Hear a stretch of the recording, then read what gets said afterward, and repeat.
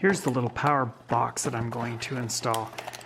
It's Tusk brand, marketed by Rocky Mountain MC.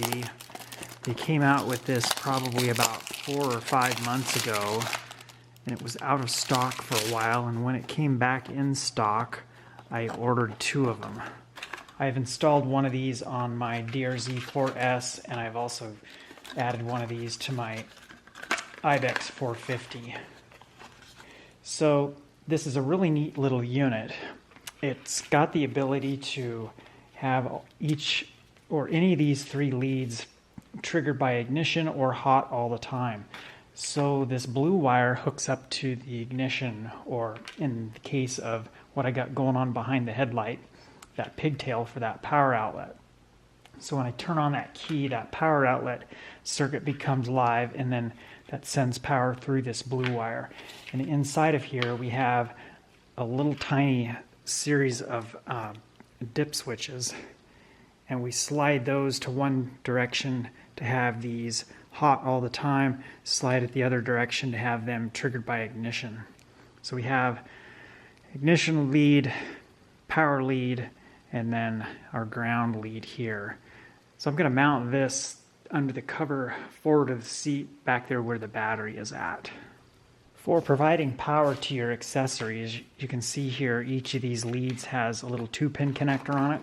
You've got pigtails that you can mount up to your accessories by splicing this into the wiring for your accessory, or you can run your own wire and then attach these and crimp your own connector onto the wires. So it's just a couple of different ways of doing everything. So it does come with an assortment of fuses, foam, double-sided tape to mount it somewhere under your seat or whatever. Let's take a look at the dimensions of it so you can get a good perspective of how small it is. It's just under 3 inches. It looks like it's about 2 7/8. And we have about 1 3/8 inches. And then our height or depth, whatever you want to call it, if you include the rubber cover, we're looking at 3/4 of an inch. And then our output leads are about 4 inches-ish. And then these leads are actually 11.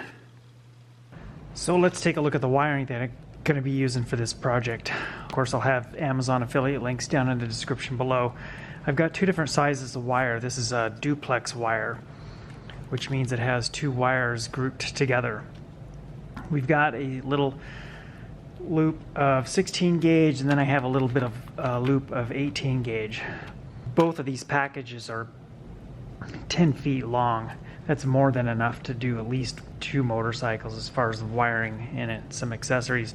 One of the things that's tricky about finding wire on Amazon is to get wire that is not copper clad aluminum.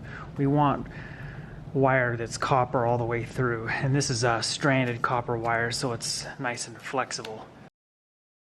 So the easiest way to route this wiring was to pull off all the body panels on the left side of the bike. So I wrapped the wires in some braided nylon sheathing and then routed it down here, up this direction. I actually zip tied it to these little wire guides and then zip tied it right there. I've got my ends terminated with the mating connectors that connect here. So the next process is just to tidy things up in here and then figure out where I want to situate that power block. Up here I have my GPS wiring. I should have enough length there, and whatever is left over I can just tuck down inside. One of the things that was a challenge with adding all this wiring was the black plastic battery cover. So what I ended up doing, after kind of evaluating how I was going to route all the wires out of the battery, what I ended up doing was trimming out a piece over the negative terminal of the battery. You can kind of see my cut line right there. So essentially I cut out a great big square. And then on the positive side, right over here, I cut out kind of a triangular shaped section. There wasn't really any logic in trying to cut out the top because you kind of want this little red booty covering the positive terminal, and that connector extends down a ways where it crimps onto the cable. So once I got that trimmed out, it's kind of hard to see, but then I trimmed out a very, very small portion of the side of that little red boot that covers the positive connection. So that seemed to be the most logical routing. I could have trimmed out on the other side, but the plastic on the other side of this positive battery terminal cover is almost double the thickness as it is over here. So because my battery tender, kind of the wires come together, I just figured that I might as well have all the wiring exit towards the center of the battery. Here's sort of the big picture view of my wiring here.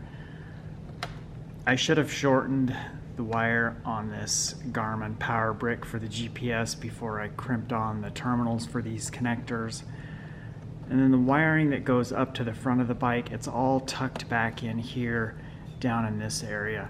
I actually should have shortened it too a little bit before I crimped on the connectors on those wires. But so far everything's looking pretty good. I just need to kind of flatten everything out here and maybe use a few more zip ties to get everything tucked inside just a little bit better.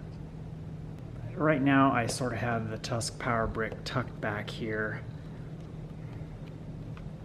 I just use a few more zip ties, tie everything down so that the wiring is secure, then I'll get the cover reinstalled. Right here we have a hole that looks like you could install one of those little pop rivets in it, but it holds the battery tray to the airbox, or the airbox to the battery tray if it were to have a pop rivet. I don't think this ever had anything in it, so I took a zip tie and routed the zip tie down and back up and have my battery tender power lead secured to that.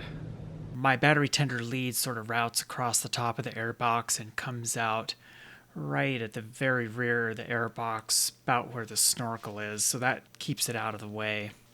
And that pretty much wraps up this project. We'll get the battery cover reinstalled and then the gray body panel over the airbox, and that's a wrap.